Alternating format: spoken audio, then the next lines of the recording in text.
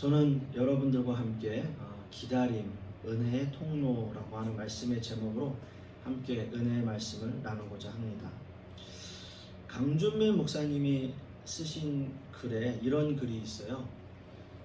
기다림은 결코 쉬운 일이 아닙니다. 기다림은 고통입니다. 우리가 기대했던 일들이 기대했던 때에 이루어지지 않을 때 우리는 좌절합니다. 심지어 분노합니다. 왜 우리는 기다리면서 힘들어하고 고통스러워 할까요?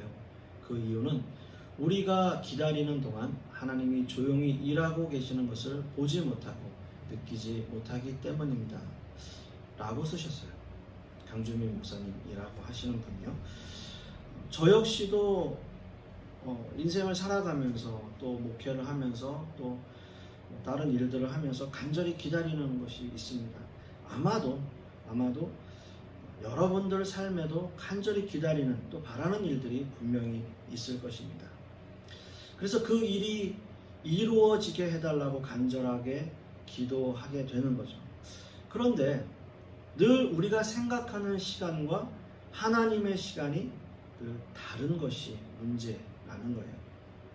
오늘 본문 말씀의 배경은 예수님의 십자가 순환 사건이 있기 약 4개월 전인 AD 29년 베다니라는 지역에서 있었던 사건입니다. 이 사건은 예수님께서 죽은 나사로를 살리는 사건입니다. 그리고 이 사건은 머지않아 있을 예수님의 십자가 사건을 통해서 예수님의 죽으심과 부활을 예고하고 있는 아주 중요한 의미가 있는 사건이라고 할 수 있습니다. 예수님께서 죽은 자를 살리신 사건은 오늘 이 본문 외에도 회당장 야이로의 딸을 살리는 사건과 또 나인성 과부의 아들을 살리는 사건, 그것 역시도 살리시는 사건이죠. 그러나 오직 요한복음에서만 기록되어 있는 죽은 나사로를 살리는 이 사건은 요한복음 11장 전체를 할애할 만큼 아주 극적이고 장엄하게 그리고 감동적으로 기록되어 있는, 그야말로 그 당시에 사람들이 엄청나게 놀라움을 안겨주었던 또는 충격을 안겨주었던 사건이었던 거죠. 하지만 여러분, 이 사건을 우리가 서두를 읽어보면 뭔가 우리가 이해할 수 없는 부분들이 생겨나게 돼요. 왜 예수님은 이틀을 더 머무셨을까라는 생각을 하게 됩니다. 예수님은 왜 나사로의 소식을 듣고도 이틀을 더 유하셨을까라는 생각을 하게 되는 거죠. 오늘 본문의 말씀 요한복음 11장 6절 말씀을 다시 보시면 나사로가 병들었다 함을 들으시고 그 계시던 곳에 이틀을 더 유하시고 라고 말씀하고 있어요. 그리고 또 본문 5절 말씀에도 보시면 예수께서 본래 마르다와 그 동생과 나사로를 사랑하시더니 라고 말씀하고 있습니다. 사랑하시더니. 그리고 2절 말씀에는 이 마리아라고 하는 그 동생이라고 하는 마르다의 동생의 그 마리아는 향유를 주께 붓고 머리털로 주의 발을 닦던 자요 병든 나사로는 그의 오라버니더라 라고 말씀합니다. 즉 예수님과 마리아와 마르다 그리고 나사로는 우리가 흔히 생각하는 일반적인 관계를 훨씬 넘어서는 주님이 너무나 사랑하는 사람들이었다라고 성경에 증명하고 있습니다. 그러나 그럼에도 불구하고 예수님은 왜 이틀을 더 머무셔서 그 시간을 지체하신 걸까라는 거예요. 우리가 상식적으로 생각을 해보면 즉시 달려와서 나사로의 병을 낫게 해주시는 것이 우리들이 생각하는 일반적인 생각임에도 불구하고 왜 이틀을 더 머무셨을까라는 거죠. 오늘 말씀에서 예수님이 이틀을 더 유하게 됨으로써 발생되는 일은 누구나 예측할 수 있는 일이었습니다. 얼마나 긴박했으면 마리아와 마르다는 예수님께 사람을 보내요. 아마도 예수님께 도움을 청하지 않으면 안 될 것 같은 아주 긴박한 상황이 벌어지고 있었던 것 같습니다. 예수님의 전능하심을 믿고 있었던 마리아와 마르다는 예수님이 빨리 오시기를 기도했을 거예요. 그러나 예수님은 오시지 않았습니다. 예수님은 그 소식을 들으시고도 이틀을 더 유하셨기 때문입니다. 그리고 예수님이 나사로를 찾아오셨을 때는 이미 나사로는 죽은 상태였습니다.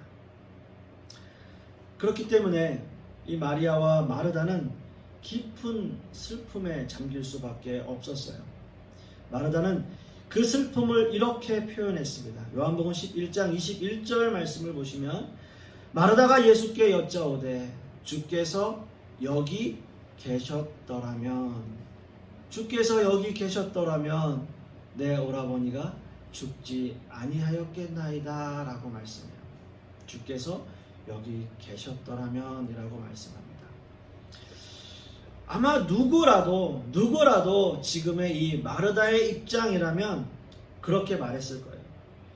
예수님이 더 여기 계셨더라면, 예수님께서 이틀을 더 머무시지 않았고 즉시 오셨다면, 중한 병에 걸려 있었고 죽음을 예감한 여동생이 사람을 급히 보냈을 때 그때라도 바로 오셨더라면 죽지 않았을 겁니다. 이런 생각할 수 있습니다. 마리아 역시도 자신의 속마음을 예수님께 털어놔요. 이렇게 말합니다. 마리아가 예수 계신 곳에 가서 배웠고 그 발 앞에 엎드려 이르되 주께서 여기 계셨더라면 내 오라버니가 죽지 아니하였겠나이다 하더라 라고 말씀합니다. 마리아와 마르다 역시 예수님께서 여기 계셨더라면 얼마나 좋았을까요? 예수님께서 여기 계셨더라면 내 오라버니가 돌아가시지 않았을 겁니다. 죽지 않았을 겁니다 라고 말을 해요. 결국 이틀이라는 시간이 흘렀고 나사로는 죽고 말았어요. 어느 누구도 되돌릴 수 없는 시간이에요. 모든 것이 다 끝난 것 같은 시간이에요. 그들은 어떤 힘으로도 어떤 노력으로도 그 시간을 되돌릴 수 없었습니다. 그리고 도무지 이해가 가지 않았어요. 왜 예수님은 이틀을 더 머무셨을까? 아니 왜 이틀을 더 머무셔서 내 오라버니 나사로가 죽게 내버려 두셨을까? 그렇게 우리를 사랑하셨는데, 그렇게 우리 식구를 좋아하셨는데, 마리아와 마르다의 입장에서는 그 절망감과 실망감 그리고 그 좌절 어느 누구도 위로할 수 없었습니다. 죽은 자신들의 오라버니를 바라보면서 정말 안타까워했을 거예요. 정말 안타까워했을 거예요. 마리아와 마르다의 그 모습이 상상이 돼요. 자, 우리는 이제 좀 이 사건과 비슷한 또 다른 사건에 대해서 함께 생각해 보겠습니다. 예수님께서 죽은 사람을 살리신 사건 중에 회당장 야이로의 딸을 살리는 사건이 있어요. 이 사건을 보시면 회당장 야이로는 예수님께 찾아와 그 발 앞에 엎드립니다. 그 당시 회당장이라고 하는 사람은 사회적으로 상당한 위치에 있었던 사람이에요. 그럼에도 불구하고 예수님 발 앞에 엎드렸다라고 하는 것은 상당히 겸손한 표현이었습니다. 회당장 야이로는 예수님께 간곡하게 자신의 딸이 죽어간다라고 말을 전합니다. 마가복음 5장 23절 말씀에 보면 간곡히 구하여 이르되 내 어린 딸이 죽게 되었사오니 오셔서 그 위에 손을 얹으사 그로 구원을 받아 살게 하소서라고 말을 해요. 죽어가고 있는 자신의 딸을 위해 모든 자존심 다 버리고 예수님께 간곡히 부탁하고 있는 회당장 야이로의 그 마음, 부모라면, 자식을 가진 부모라면 누구라도 공감할 수 있는 사건이에요. 누구나 마찬가지, 누구라도 그랬을 거예요. 내 자녀가 아프다면, 내 자녀가 지금 그런 위급한 상황이라면 우린 뭐라도 했을 거예요. 아니, 내 목숨과 바꾸자고도 했을 거예요. 우리는 충분히 이 상황들을 공감할 수 있습니다. 그리고 예수님은 회당장 야이로의 집으로 발걸음을 옮기세요. 그 마음이 당연히 통했겠죠. 이제 오셔서 아이를 위해 손을 얹어주시고 기도만 해주면, 그렇게만 해주시면 끝나는 거예요. 근데 그때 예수님은 12해 동안 혈루증을 앓고 있는 한 여인으로 인해서 시간을 지체하게 됩니다. 그리고 예수님은 그 여인과 대화를 나누세요. 그리고 시간은 흐르고요. 결국 우리가 생각하는 최악의 상황이 전해져요. 그 집에서 이야기합니다. 당신의 딸이 죽었나이다. 당신의 딸이 죽었나이다. 회당장 야이로에게 전해진 소식입니다. 회당장 야이로는 이런 생각할 수도 있겠어요. 예수님이 그 여인 때문에 시간만 지체하지 않으셨다면 아마도 이 아이가 죽지 않았을 텐데, 이제는 이 시간 더 이상 되돌릴 수 없는 시간이 되고 말았구나. 그 여인 때문에 내 딸이 죽게 되었구나. 죽었구나. 예수님은 왜 죽어가는 야이로의 딸을 두고 혈루증 앓는 여인과 시간을 지체하고 계신 걸까요? 물론 혈루증을 앓고 있는 그 여인도 불쌍한 여인이에요.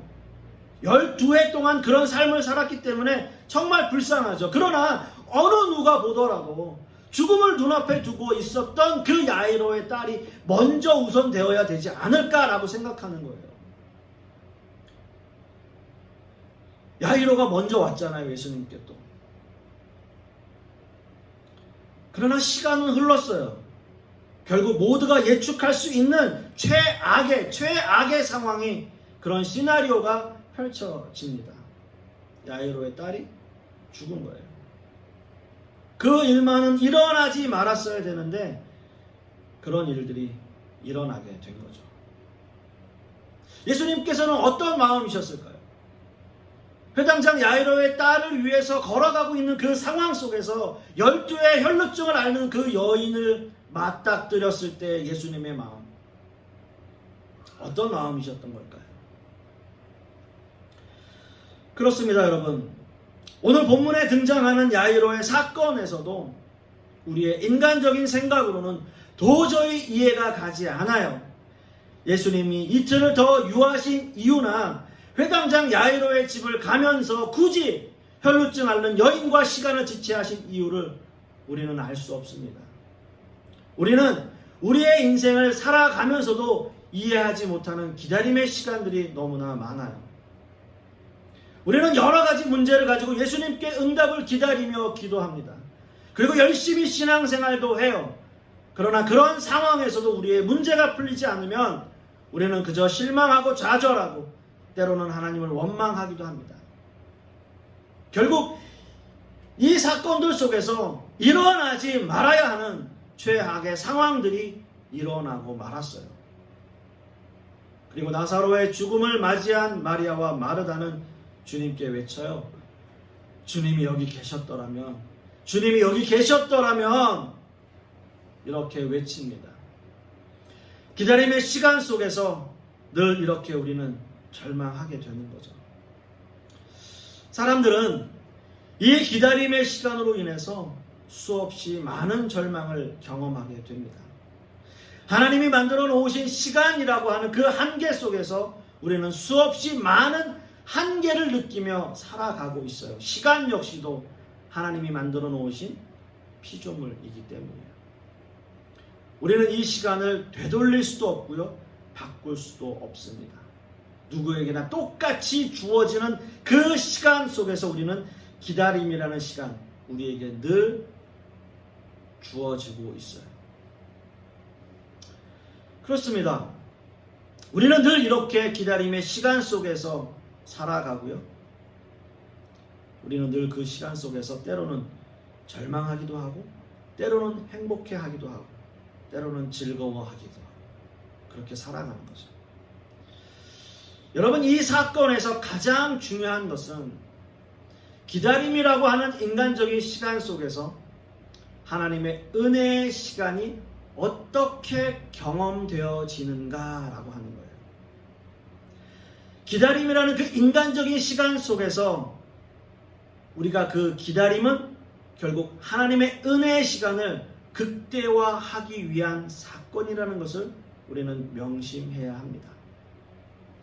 오늘 본문의 말씀 요한복음 11장 4절 말씀을 다시 보시면 예수께서 들으시고 이르시되 이 병은 죽을 병이 아니라 하나님의 영광을 위함이요 하나님의 아들이 이로 말미암아 영광을 받게 하려 함이라 하시더라. 예수님께 찾아와서 나사로가 중한 병에 걸려 있음을 알린 사람들에게 예수님께서는 이 병이 죽을 병이 아니다 말씀하시는 거죠. 죽을 병이 아니다. 하나님의 영광을 위한 일이다 라고 말씀하시는 거죠.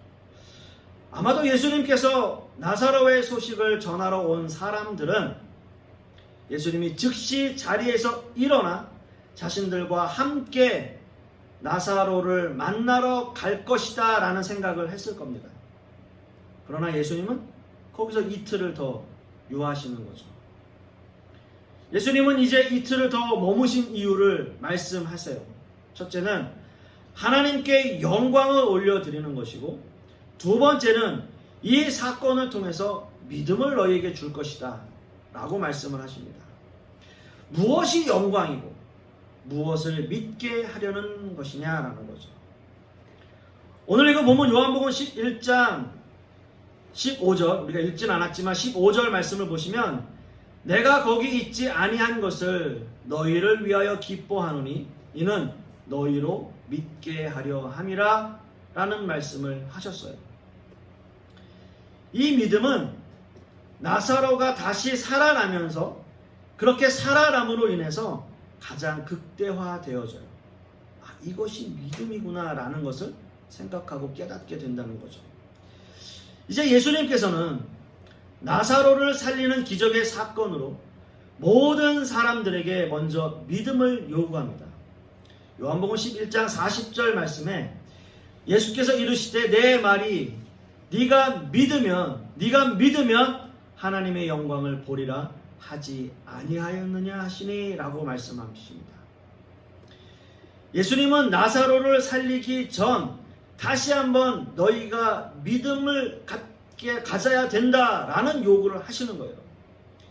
이 믿음은 나사로가 살아날 것이라고 하는 단순한 믿음을 요구하는 것이 아니라 이 믿음은 예수님이야말로 모든 우주 만물을 창조하시며 모든 인류의 죽음과 생명을 주관하고 계시는 분이심을 믿으라 라는 그 믿음을 말씀하고 있는 거예요.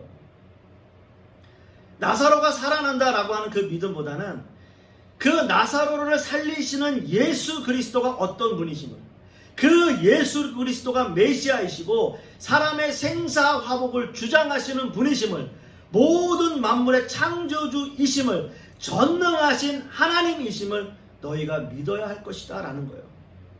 그것이 전제되어지는 거예요.